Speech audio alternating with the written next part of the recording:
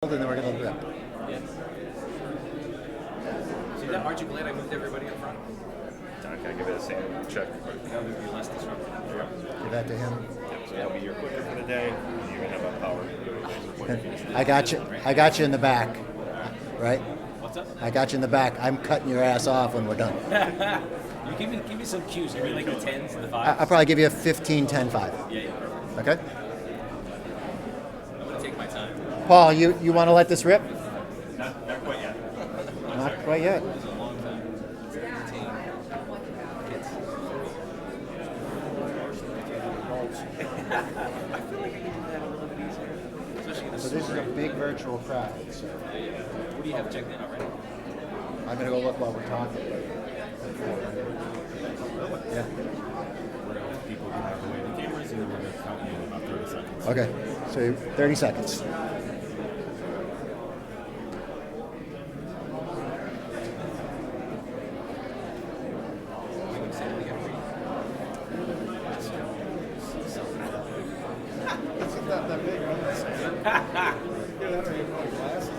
I don't see any stickies yet. All right, for those of you who are here, did you guys start working on your sticky questions or sticky comments for Mike Burns? Don't forget, got to write one for Mike Burns. It's either in the back or on the side. We're going to get started with Mike Bloxton in a second. Okay, good morning, everyone. For those of you who are with us virtually, I hope you can hear me. My name's Don Webster. I'm the Executive Director of TechBridge. We are so grateful and excited for you guys to be with us today. We've got a great crowd. We've got some people coming in. So for those of you who are in our audience today, we've handed out Post-it notes. We're asking each of you to write one comment from each of the speakers and put it either in the back or on the side. Leave them a thought. You can also do that virtually if you want. So with that, I'm going to introduce Barry Williams. He is going to do our welcoming remarks this morning. Barry Williams is the Dean of the William G. McGowan School of Business here at King's College, where he is also a professor of accounting. Barry has his master's degree in taxation and also has a law degree and a CPA. Barry, good morning. Welcome. Thank you. I appreciate being here. I spent the day yesterday in New Jersey speaking at a university to their faculty, so I'm really rejuvenated when I get an opportunity to speak with students, especially high school students, on opportunities. And I'm here on behalf of our college president, Reverend Thomas Looney, who got called out of town and is unable to be here. But what I want to do is first welcome you to the TechBridge 2023 Youth Entrepreneurship Conference. This is an opportunity for you to see and hear from folks who are actually doing this, doing entrepreneurial things, doing innovative things. And this is what the world is looking for. I spent yesterday speaking, of all things, about innovation and entrepreneurship. And when you speak about that, I had a person in the back of the room. I love this. They raised their hand. The person says to me, "What can I do that's innovative?" And I thought, how do I answer that question? Like, first of all, what are you doing? My response to him was, look inside yourself and look at your surroundings and think, what can you do better?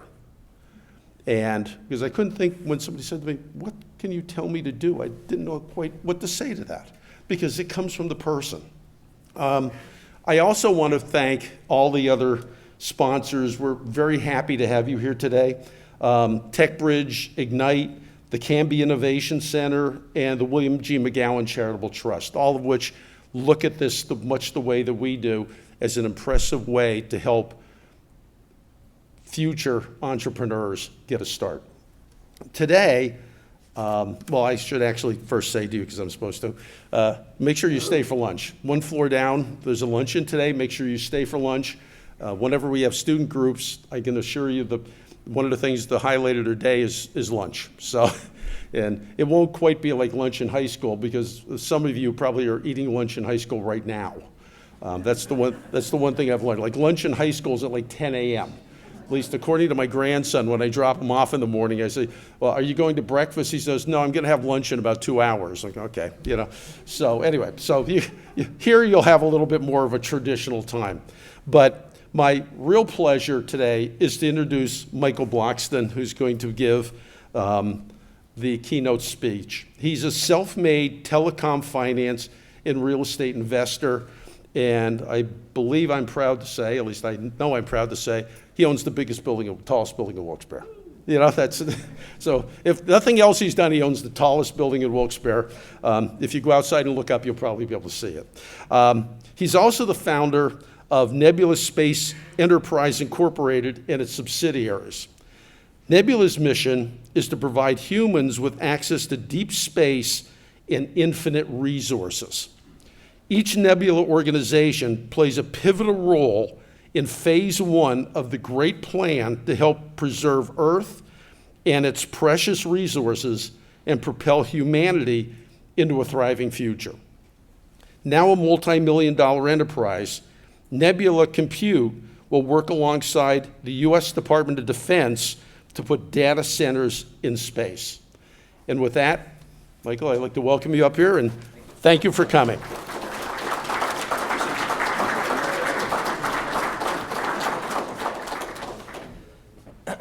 So, you know, all this is for me because Don was worried I was going to walk around a lot, and I have to stand here behind a podium for 50 minutes. That is tough for me. I'm going to address quantum right now because I'm not actually going to talk about it after this. Quantum has, if I were to try and explain, the two things that are amazing about quantum are entanglement and superposition. So everything that Mike, I feel like Mike just teed me up really good with that AI speech. And we'll dive deeper into kind of why is that possible that AI can be moving so quickly? What is the reasoning behind that we can get involved with even sooner? So superposition and entanglement are basically two things. If you think of a 2-digit code, it's not secure, right? And you have a 2-digit code. There's only 100 possible 2-digit codes you could have if only 2 digits. With 3 digits, it's 1,000. It's 1,000. It's literally a 10x increase in capability. All the internet, all the AI, everything is built off of zeros and ones. It's 2 digits. What superposition provides with quantum is it can be a 0, a 1, or both. And that is a hard concept for humans to get, but that is why quantum can do so many things so quickly. And then in terms of being able to communicate without actually having to communicate, this is hard. Superposition, you could be in the same place at the same time, or 2 different places at the same time. So I can take this bit and I can entangle it to this bit and put it on the other side of the world and it will be identical. So you don't actually have to communicate between them because they are the same, which is, again, a really tough concept for us to get. It gets really spooky is what Einstein called it. Spooky action at a distance is how these things come together. So there is a lot to unravel about quantum, but that's not actually why I'm here. And you heard I did all these cool things. I did this big press conference at the building the other day about quantum and aerospace, and I was nervous about that. I am more nervous about this. It's easy to entertain people like myself that are geeky about these things, but an 18-year-old, 20-year-old, how am I going to keep you guys entertained for 50 minutes, right? That's crazy. And I can't walk around and do jumping jacks or do any tricks either, so I got to be still. I asked Don, this is what the title is. This is absolutely not what I'm really going to talk about. I will talk about aerospace and NEPA towards the end. But I thought about what would I have loved if I was an 18-year-old or a 19-year-old or a 20-year-old sitting in your seats. What would I have loved someone to say to me? What would I have loved for them to give to me that would have cut all of this, finding it out for myself stuff? Because a smart person learns from their own mistakes. A wise person learns from the mistakes of others. And if I could, I will just give you my journey as we go through this and all these little short codes and things like that help me learn and do all these great things and, be the person that everyone thinks is awesome. So one thing I noticed about where you guys are and my impression of Wilkes-Barre and to where I grew up. This is where I grew up. My house is right there. The red line, I got a pointer. Look at that technology. So this is actually the city line. That's Southwest Philadelphia. This is a wonderful, gorgeous train track. No, it's not a gorgeous train track. It's a typical train track. And then this is a cemetery. and then you have these 3 blocks here. So I used to say I grew up so close to Philadelphia, I was separated by a cemetery and 3 blocks. And technically, this is the correct side of the train tracks. I grew up on the right side of the train tracks, but as you can see, I grew up really close to the train tracks. And I can tell you it doesn't matter which side of the tracks you grew up on if you grow up so close to the train tracks. And then all these circles are bars. So for some reason, right here, there's bars, and then you can see the actual liquor, beverages and beer distributor right there. Got to have your Goodwill right around the corner. And you can still hear me, and I'm looking away, which is fantastic. Right, Don? You can still pick up my audio even as I look this way? All right, good. So I think a lot of people here can resonate with some of the towns that I've seen. Now I've seen amazing towns here too. Pittston is like this awesome downtown little one street, and they have that Ricasa there. It's fantastic. So when I think of this is where I came from. I grew up in Delaware County, hour and a half down the road, and I had this type of upbringing. So I wasn't privileged. My mom was the first person to go to college in our whole family. And this is where I live now. I live in San Diego, and it's like amazing. All the red things here are actually outdoor hiking trails where you can go and get into nature. There's a whole ravine here that goes, you can walk like 15 miles from the water all the way out into the mountains, and then obviously the beach is there. I was in the water. I was doing like a cold plunge thing. I was in the water on Halloween morning, and it was gorgeous. With school traffic, it took me 16 minutes to get to the ocean. I live a fantastic life, and so much so, like this is my amazing wife, my little boys, my beautiful little boys. Obviously, he's got the skin tone of me. This is the skin tone of my wife. These are our Teslas. Now we actually have, I have 2 kids now, so there's a blue one of these. And I live in this great life. And then here, this is crazy. So that's me talking to, presenting in my building. This is the back of my building. This is the congressman, the U.S. congressman, like crazy. I mean, how in the world, actually, this is the next slide. How do I do that? How did I do any of these things? And when you hear Mike talk about AI and all these crazy things, it's like, actually, Barry was a great question. What do you tell someone to ask you, what should I do? And my younger brother's 26, and I don't give him a choice what he does. He works for me and manages the building. But he also asks. He literally asks, what do I look out for to Mike? And I don't know if in this day and age how things are moving. Like I had an analog, I don't know if you guys know what that is, an analog childhood and a digital adulthood. So at my age, I was able to go out until the lights came on, or someone yelled really, really loud and I could hear it a block away, to when I became an adult, I had a cell phone. Right? I had this crazy upbringing that was like all of human history, and then I had this adulthood that is a lot like yours. I am not a digital native, but I got to sit in both worlds. So one of the things that I got to witness is the advancement of the internet and all these things that you guys are seeing. I mean, the fact that it's coming around 2 years, like that is insane. How do you train your mind? How do you guys catch on to this wave and ride this wave, or do whatever it is that you can? So I hope what you hear now is going to start giving you a very foundational understanding of frameworks and things that have really, really helped me. So with that, we're gonna go through the basics. So I do want you to take notes, and I'll explain that in a second. And we'll talk about short codes, iPhone versus human. I'll even talk about money, because that's obviously a big one, and defining success. So take out your phone, put it in airplane mode. I actually want you to take out your phones because the papers are going to go on a shelf.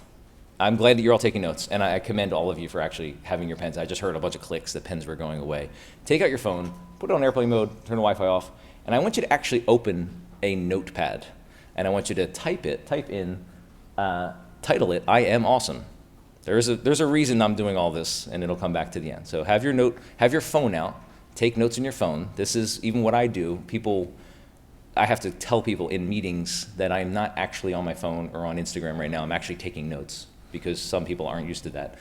I want you to take notes. Put it on airplane mode, turn off the Wi-Fi, take notes.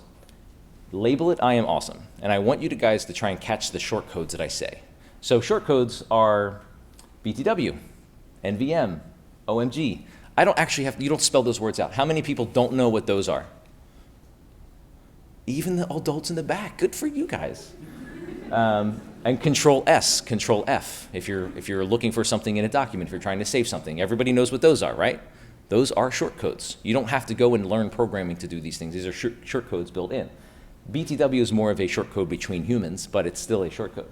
And then obviously the best emojis are the poop emoji and the smiley emoji. That is a shortcode. That is a way to communicate something or remember something without having to write, I had a horrible day, right? These are wonderful things. So then there are quotes, sayings, and sound bites. And the reason we do this, there is an actual hardware reason in us that we do these shortcodes. And some of our teachers have told us that we're trying to take shortcuts, or you're being lazy, you don't want to do the work. No, frankly, that's human nature. I firmly believe human nature is trying to find a better way, a more efficient way to get something done. Now, some of you are acting lazy sometimes, and I'm sure I do too. I actually know I do. My wife reminds me of it. So human eye and brain, the brain can only process so much data. So the human eye will actually visually see as a sensor, just like a camera lens, a sensor will collect and visually see 1 billion bits of data. But your brain will only let you receive about 2% of that. And that's all, and what your brain allows you to see is what it's programmed to see. So this is some crazy like hack stuff, like again, short codes. So I'll give you, for instance, how many people like Teslas? Does anybody like Teslas or pickup trucks or a specific car? Anyone have a specific car they like? I mean, you guys barely even have to drive anymore. Like you can Uber it or self-drive or whatever. If you find a car that you like, or you see a car that you like, or a piece of clothing that you like, and you really like it, and you connect it with some emotion, you will begin to see that everywhere. Has anyone had that happen? When you liked a car and then you started to see it everywhere? Because your brain recognized, oh, that is something I'm supposed to be interested in. Let me filter that particular piece of information to you. Your friends' faces and things like that are the same when you're out in public. If you see a loved one or a cousin, you can recognize them. Like, oh my goodness, there's my cousin over there, whatever. I say cousin too because I have a lot of first cousins. My brother and I have like 40 first cousins. So I also hear that that's a lot, like up here in Lackawanna, Luzerne County, you guys have lots of cousins and big families. So part of what you want to do, if we're getting more and more information, another little hack here is the ability to consume information is limited by hardware and software. This is true with everything that Mike said about AI. It's also true about us as humans. And you guys, most of the under 25s are over here, so I'm talking this way. You guys have to consume more information than you did last year. I had to consume more information than I did like 10 years prior. But the rate of change is happening so quickly. So I think one of the ways by which you can stay ahead is trying to train yourself on what do I want to listen to, what do I want to hear, who do I want to be with, and how do you do that? So we're at King's College. If you look at your phone has hardware, has an operating system, it has apps, and it has the internet. This is actually a psychologist did this back in like the 60s or something like that. And this is how he drew the picture of yourself. You know, when people think of self, they think of what they physically look like. But really, each human is a conscious mind, a subconscious mind, and a body. And then there is like some connection that we don't have. Have you ever had the experience where you said something to yourself in your head and then you heard yourself say that? Like, oh, what am I thinking about? Or what was that? What was that in my head? Who was that? Is that you? Because you were having the thought, you were thinking, and then you recognized that you were thinking. Like that gets a little crazy. It gets what's called meta. So the idea there is you have a conscious mind and subconscious mind. So how do these correlate? Your body is literally your hardware. You have a version 1.0 meat sack, and that's all you get for like a couple more decades, and then you'll be able to like do a lot of cool stuff. You can augment it a little bit now. Like you're starting to see wearables and then implantables. That's kind of the thing. You're seeing really cool CRISPR technology that's just wiping out cancers amazingly. Sickle cell anemia. I don't know if you guys remember T-Boz from TLC. I know you remember TLC, but TLC, she died of sickle cell anemia. That is no longer like a thing. You can go in and get a single injection of a CRISPR technology, and it will correct the blood cells that cause sickle cell anemia. That's right now, today. So we're going to see a lot of this cool stuff. So when I say you got version 1.0 of your body, okay, that's 1.0, we can augment it. Your OS is your operating system. And we all know somebody who is just downtrodden and always finds the worst in things. And what you have the ability to do, and the phone does too, you get the updates. I had an update literally last night to 17.12 or something like that. You can upgrade your operating software. Your operating software is typically what your parents gave you and typically what your community gave you, but you can upgrade it. It's kind of a pain in the ass, just like your phone, right? You gotta make sure you're not in the middle of a game or in the middle of a communication if you're gonna update your phone, correct? Similar type of work is required for you to upgrade your OS, your how do you see the world? What is your world view? Clearly, I'm a very positive guy, and I worked on this. I actually told somebody I was from Delaware County the other day. They're like, "Where's your accent? Like, how do you not have an accent?" I don't. I worked on that. So then apps. Apps are things that you love. Apps are the things you choose to do. And they may be related to your physical capabilities, like I want to be an athlete, I want to be out in nature, I want to get connected. But you have the ability to choose apps. You don't have to get CNN, constantly negative news, running in the back of your head all the time. So we have that ability to choose these things. And then you have Spirit, and I think this is where it gets a little interesting. Spirit is that connectivity. You know, when you're with somebody, you feel good. I can tell you for a fact, I work with a lot of people virtually in my own company, but when we're together, there is this connectivity that you cannot replicate. And when you're here in this room, you can feel the awkwardness if I were silent or I say a really bad joke. Like, you'll feel that here. You won't feel it as bad if you're watching virtually. You might cringe a little bit, but you won't feel it as much. There is a connectivity. I'll actually talk about the science behind what that connectivity is in a second. So who has heard at least one of these? You are who you hang out with. I mean, I used to get that all the time. Okay. How about you are what you eat? How about leaders or readers? Oh, come on. Leaders or readers, you guys don't get that one all the time? That was like a scholastic phrase I heard every year. You get what you focus on. How many of you have been on a bike or a scooter or a longboard or skates and you looked some way? Did you notice you actually went that way? If any of you are driving, the adults, you look at your phone, what happens? We are wired, physically wired to go to what we focus on. Since caveman times, we are wired to go that way. And we were dealing with a wetsuit, a body 1.0. So you can't really crack that. So you can use that to your advantage. Again, what are the apps that you're running? What's the OS that you're building? Are you watching constantly negative news, CNN? Are you looking at only the bad things? Or are you trying to find that silver lining constantly? Because it's there. I have been told that I am disproportionately fortuitous, and I have a large plane of luck. And it took me a while to figure this out. But I'm really lucky. Things just keep happening amazingly well. Even last night, Bill Sardoni and I are talking, and Rob Miracle comes up. Those are like the two wealthiest dudes around, and he was only there for like 10 minutes, 20 minutes, and I happened to be standing in the right place at the right time. Like, how do you make that happen? I think it has a lot to do with what I'm focused on and what that energy is that I constantly connect with. So, how do you make money? Let's talk about what is and how do you make money. Is anybody interested in this topic, or should I just breeze over it real quick? Are you guys interested in money? Money is just a tool. You are compensated for value.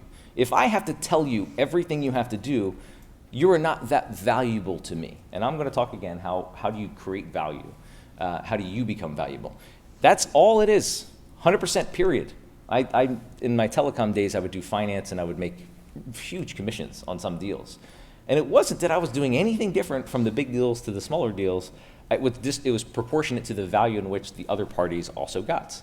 So if it was a big deal of $1 million, I would make a bigger fee. If it was a small deal of $100,000, I would make a smaller fee. I wasn't actually doing anything, but the value perception of all the parties was greater. So one of the things I love to use is an employee, a dentist, and a baseball player, or a basketball player, or any media person. Why is it that the Kardashians get this crazy amount of income? It's directly proportionate to the value in the people they touch. A dentist can only make money when his fingers are in your mouth. Now with AI, it's getting a little bit different, but and robotics as well. But it's still a physical thing. As an employee, you only make money when trading your time. And even then, the value is measured by whatever it is that you're bringing during that time. I can't make it more simple. Money, you will get paid based on value you create. And you can create value many different ways. I personally value the get it done. This was a curse word before, and my media person took it out, but get it done. My brother Matt is a stud and gets it done. And poor kid, I'm happy to spend 5 minutes to teach him how to do something because I know I'll never have to teach him to do it again. He doesn't learn the trick that he should stop learning new things from me because then that means he has to do it forevermore.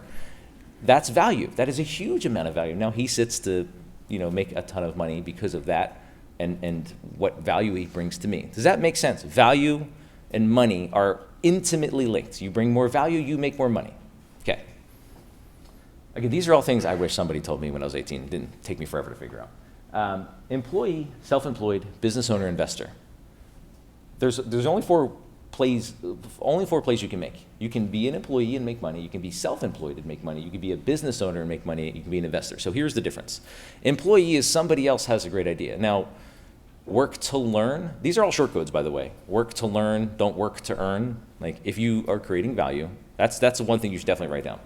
Work to learn, not work to earn. Because if you learn a lot, you're creating value. I'm going to get to gravity and theory of relativity here in a second. But you have an employee. So that's someone who I've already designed and architected this entire business proposition that's going to create value for a customer. I need you to do this one little piece. I'm telling you what to do. Self-employed is more, okay, I'm going to do that piece and I might have like a couple helpers. Business owner is, it's too much value to be created by one person. We need a team and a lot of people working together, and you own the business. Sometimes the business owns you and you slip between the self-employed thing. And then you're an investor and you have money or you have something that you can invest. You could inherit a piece of real estate. You could have a car. You could invest your bike into a newspaper delivery route.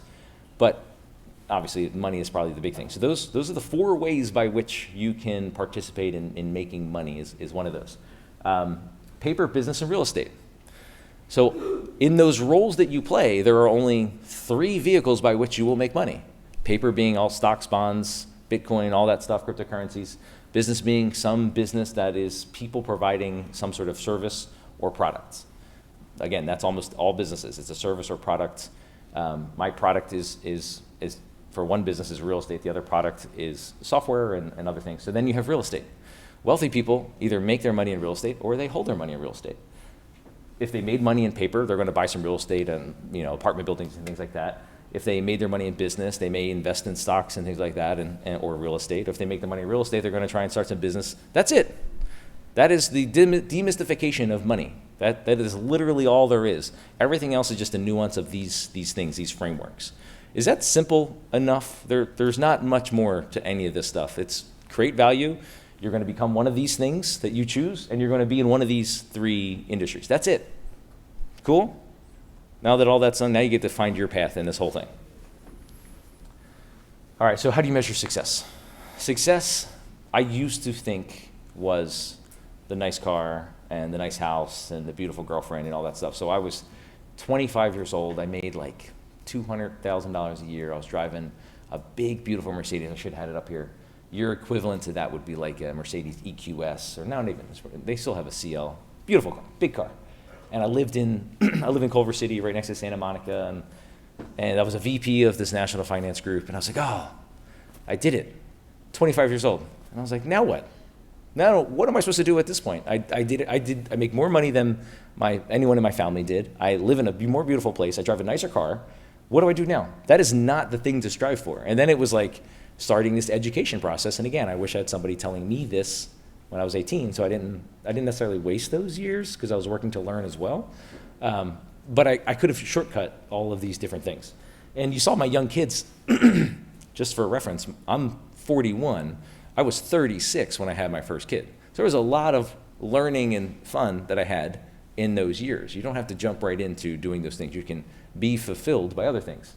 And it is about fulfillment. It is not about trying to acquire things. You want to use things and love people. You want to use AI. You want to use money. You want to use whatever the things are. And you want to love people.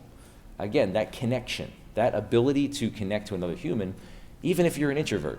And Matt, sorry to keep picking on you, buddy, but obviously I love you and I know a lot about you. Matt's actually an introvert. And he's here and he looks good and he deals with all of our tenants, but he's learned the skill of being able to talk to people. So last night I go to the Wyoming Valley Chamber event. There's 450 people there. I am actually jazzed when I leave there. I'm full of energy, and I actually do this whole presentation after that. I was giving Don a little bit of agita, like, where is your presentation? Waiting for the last minute till midnight when I sent it to him. But I was filled with energy. Matt, on the other hand, would be someone who can do all that stuff and do the shaking hands and kissing babies, but he'll be drained of energy. So figure out where you are, but you can still do both.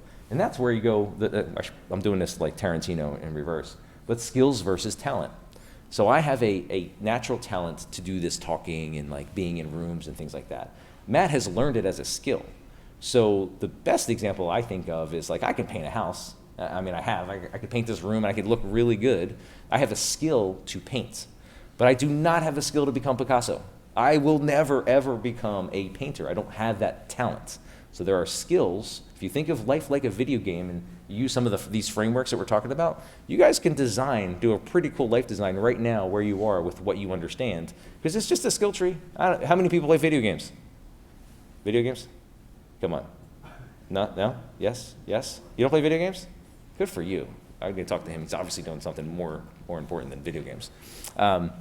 So when you're building out your character, which is, again, here's another short code. Character is the tree trunk. Reputation is the shadow. So if you can build a good character, then your reputation, when you come into a new town, don't know anybody, will give you a great shadow and you'll be able to meet a lot of people. I've only been here for 13 months and I'm told that I've already met a lot of the great people I need to meet, and there's obviously gems here and there, but you can build a great character. So all these things I'm giving you are little short codes and nuggets to be able to build the path that you want, to build that character that you want. Okay. Luck is opportunity met with preparation. I have been preparing. I have been doing all of these things all these things I'm sharing with you. I've been doing these things. I have become, when I was 18, I hated reading. I think I finished like one whole book up until I was 18. Between 18 and 21, I must have read 20. Now I read one a month. Leaders are readers. That's such a true thing. I've been preparing myself. I have no idea when someone like Rob Miracle is going to just walk up when I'm talking to somebody else. And that becomes a great opportunity. And people think I'm lucky. But I was there. I chose to be in that room. You guys all chose to be here, right? Don't discount that by any means. Those that are watching, you chose to click on it. We all have stuff to do. We all are busy. How you're choosing to build this character, how you're choosing to show up is very big. That helps you prepare. So when an opportunity comes along and there just happens to be something that you're interested in, I'll tell you one of the other things I used to do.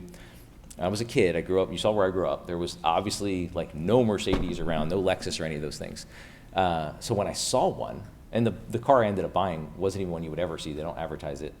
But I remember seeing a Mercedes at a gas station. And this was like a money green Mercedes. And I was like, oh my God, that's amazing.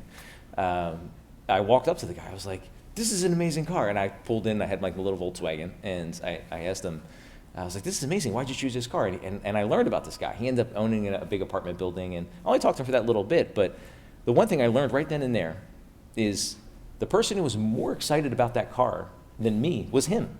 Because he could have purchased a lot of different cars. But he was excited about it. So he was very excited to share with me like why he got it, how he got it, all those different things.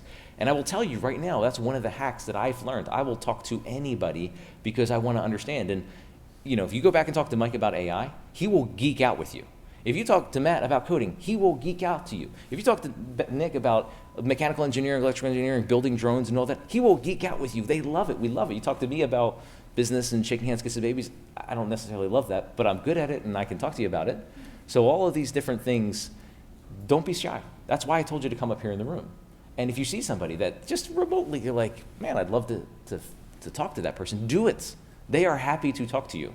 Humans are really good as a whole. There is some crazy shit happening in the world, but that is a very, very, very, very small percent. Here's a really cool stat. Craigslist. Nobody uses it anymore, but it was a 100% open platform. 100% open platform. You know how many nefarious things were done? How many like illegal things were done on that? Less than 1%. So you could literally do anything you wanted on Craigslist. As a 100% open, you could sell and push illegal drugs, illegal everything, but only 1% actually happened to get on there. So as again, the world as a whole is really, really good. I haven't been to a country where I haven't met nice people, wonderful people, welcoming people, people that wanted to help. So you need to step up and just ask the question. I'll get the questions. Questions has single-handedly changed my life. Here we go. This is the frameworks that I've used for myself to help me become who I am, and I think I'm awesome, and I love my life. That's why I think I'm awesome. So we'll talk about radical ownership. I didn't learn this for a minute. If you blame somebody about anything, you are literally handing them your power. The only way you can then change your circumstances is if they change. I don't know about you, but I don't want to rely on anyone if I don't have to. I don't want to give them my future. So if you take radical responsibility, even in times in which you don't think it was your fault, you know dead to rights it wasn't your fault, screw it, take responsibility, because if you do, you own the ability to change that. That was like an eye-opener, like, what? I didn't like it, it was super uncomfortable, but now I'll take responsibility as a CEO and doing all these things. I am responsible for everything. If something bad happens or somebody says something stupid, or I say something stupid, then I am responsible for it. If something good happens, I give credit for it. I'm never the smartest person at the table. You will hear me say that often. Take radical responsibility. That is something you can choose to do. Everything I'm saying is you can do right now. And again, we will get into the cool, like how do you get into AI and quantum, all that, aerospace, and I have specific programs. But these are things in which if you get these down, it doesn't matter what that next thing is. If you start to understand these things, you will be in position to be able to take advantage of ChatGPT 5 that comes out 2 years earlier and skips over ChatGPT 4.5 or whatever it is, or 6. You will be prepared for those things. Radical responsibility. Take ownership. Own it. I can tell you as from a perspective of a CEO. With Matt, again, I love him because he's my brother, but I love him because he gets things done. He takes ownership of it. Like, hey, dude, I don't have time to talk about this right now. You need to make a decision and do something, and he does. And I love my co-founders and our CFO and all these amazing people that I'm very fortunate to be around. They take responsibility, so I can be free to go and inspire, I hope, you guys. Okay, here's another big framework. This is one of the reasons that I decided to do what I wanted to do. Energy is the wave that rises all boats. So you hear from Mike about AI. It is a money problem. How much money do you want to pump into it? In life, I think it's an energy problem. We wouldn't be capable of doing any of these things if we still had a donkey walking around the windmill creating our energy for us. You could have the coolest MRI machine, the coolest, tricorder that just goes and tells you everything that's wrong. You could have the coolest building, the coolest hospital, the coolest AI telling you all these different things. What happens when the power goes out?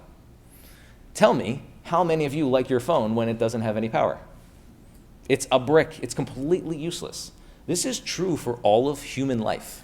Ever since we had fire, which is a form of energy, energy has driven all of human society. Food has obviously been a part of that, so is water, but now we can live wherever we want because we have energy. You can take salt water and make it clean water. You can ship food from one part of the world to the next.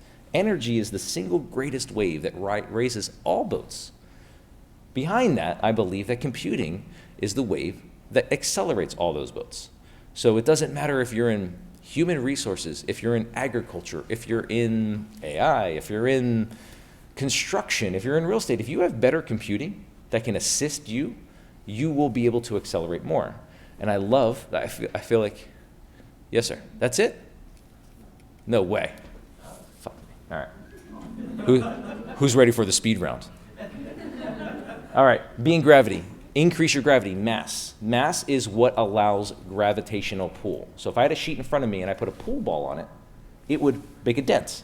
If I put a basketball on it, which is bigger, so size doesn't actually matter, it will make a kind of a dent. If I put a golf ball, it makes a different dent than a tennis ball. Mass. You can create mass by allowing yourself to learn, read, do all these different things. Quality of life you live is determined by the quality of questions you ask. When you walk up to that person, have a good question. Have a great question. Poor Barry, what do you want me to do for Innovate? That's a really crappy question. Ask great questions. They are hacks. If you sit in front of Google or YouTube or TikTok and you type in a bad search thing, you're going to get bad results and you're going to waste 30 minutes, 40 minutes, terrible. You type a good question, you will get exactly what you want. If I had an hour to solve a problem, I'd spend 55 minutes thinking of the right question to ask. Arguably, the smartest human to ever live had 2 quotes on questions. Clearly, questions is the hack of the day. If you walk away with nothing else, I would do this. Collapsing time. So I don't know how this works. So this is why you should love adversity. Is this going to work? No? Well, let me explain it. See this right here? And then this? Which one thinks the left ball gets there first? Who thinks the left ball gets there first? Who thinks the right ball gets there first? It does. It has more to cover but it gets there first. The energy and momentum that you get from the adversity and diversity is what gets there. Genetically speaking, at the most fundamental thing that makes us human, DNA, it is literally the difference in DNA that creates healthier human beings. Most genetic diseases that are carried down because of genetic similarities. Diversity is the thing. You ever see mixed kids? I have 2 mixed nieces. My kids are half Brazilian. They're beautiful kids. They're absolutely beautiful because you have the diversity. Diversity, even at the DNA level, is a major opportunity. Here are brainwaves. Think of this as a set of time, like a heartbeat, or these are thought and brainwaves. Look at how much real estate is covered from the top to the bottom. When you're sleeping, your brain is not doing anything. You are not making progress. However, you're covering more real estate. If you were to stretch out the line on top, it would be way longer than the line on the bottom. You have this ability to think better, think quicker if you're thinking at a higher frequency. If you're thinking positive thoughts are measurably better than negative thoughts, measurably better. They impact molecules differently. There's experiments where you can put words on water and it will change the actual the crystal structures of the water by positive thinking. You can cover more real estate. Why is Elon Musk able to do what he's doing? Why is it that I can even be here right now? It's not because I put my pants on differently. It's not because I wear a different clothes. It has nothing to do with it. It's because I try to keep myself at a higher frequency, try to be thinking more. All of you can do this. Your heart, I talked about this earlier, your heart is an electrical connection. There's more electrical connectivity happening, or more electrical signals passing in your heart than in your brain. But between the two of them, you have an actual measurable field. You have a literal measurable magnetic field. You are not just the person sitting in a chair. You are affecting everybody around you. If you all took a very deep breath, do it with me. Everybody felt that? Did you all feel that? You all feel better? You feel tingles and everything? If it wasn't you, it was somebody else doing it to you. Like, that's real. It's crazy. Why space? Here's my fat baby when he was 1 month old. He was freaking 9 pounds. He was huge. So I remember holding him thinking, why doesn't he have the future he deserves? At this point in my life, I lived in Delaware County. I had a beautiful house across from a golf course. And I remember thinking, why doesn't he have the future he deserves?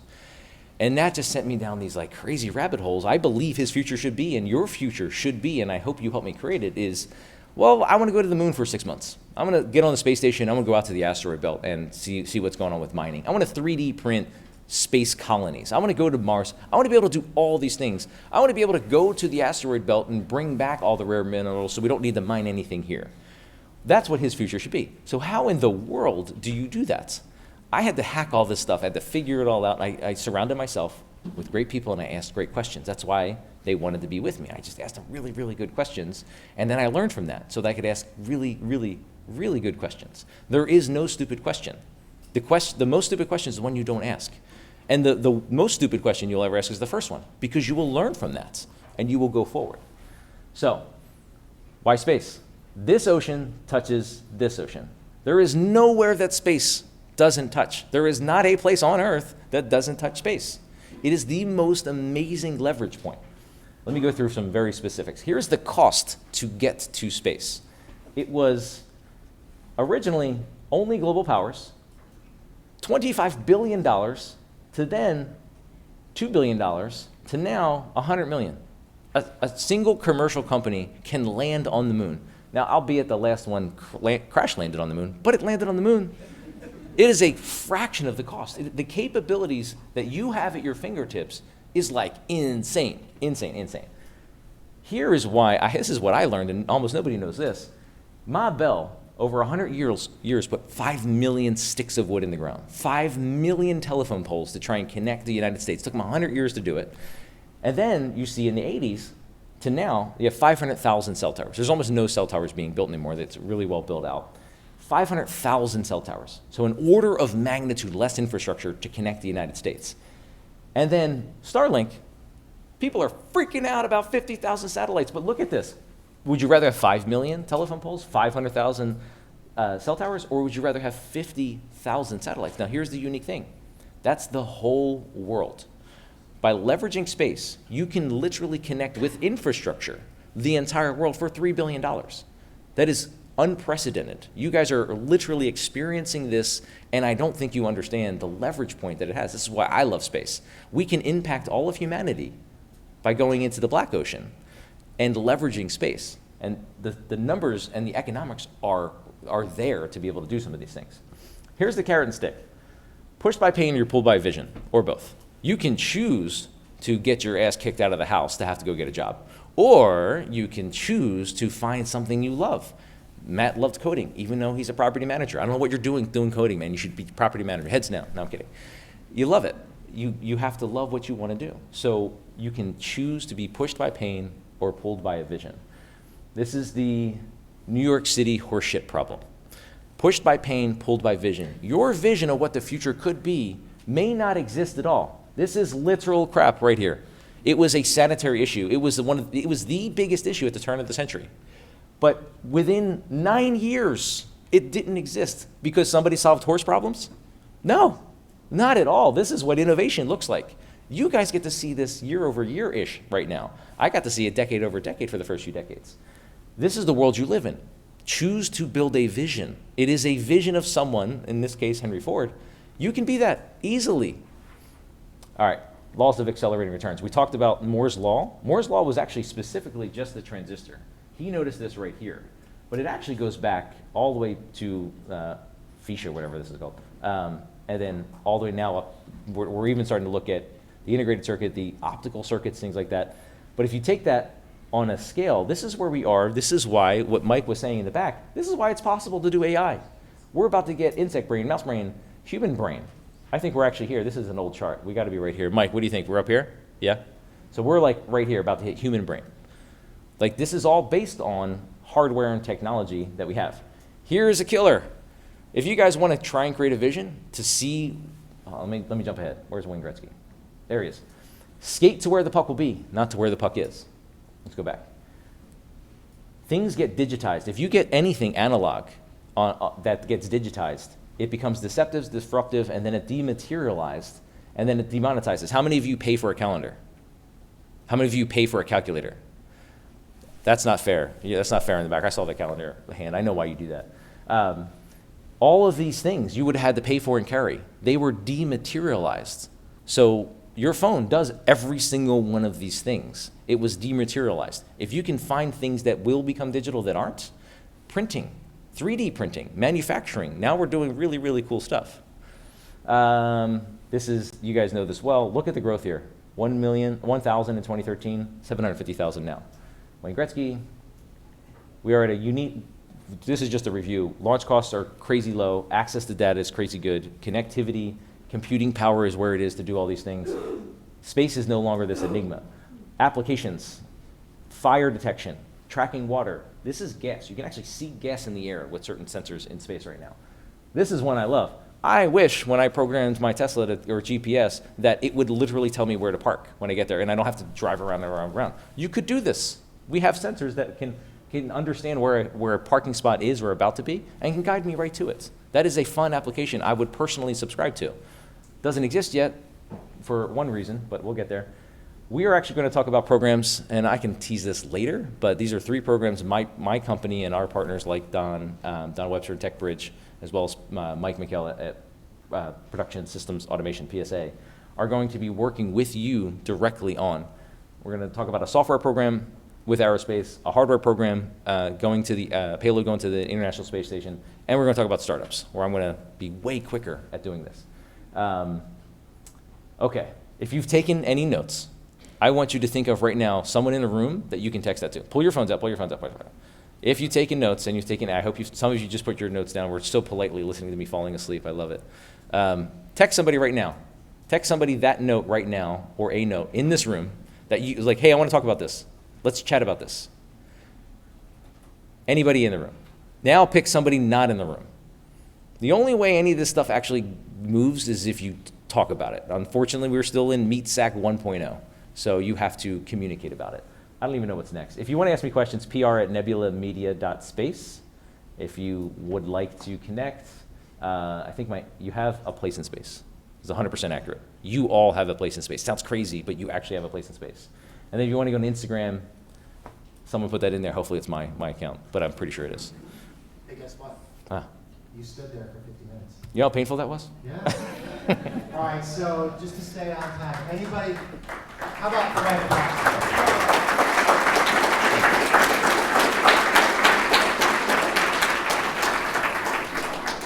Two questions, because TechBridge starts on time and ends on time. Two questions. Anybody from the audience for Mike? No. Toby?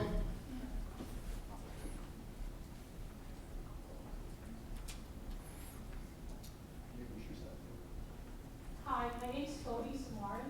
Hi, Toby. I'm one of the panelists today. It was such a pleasure listening to you, and I have one question. Sure. You did say block is duration limits opportunity, Mm-hmm. and you also said that you've never had a time where you're not lucky, you've been in the right room with the right people. Was there ever a time where you had those adversities, and what mindset, what did you do to get out of them? I mean, I could tell you one this week if you want.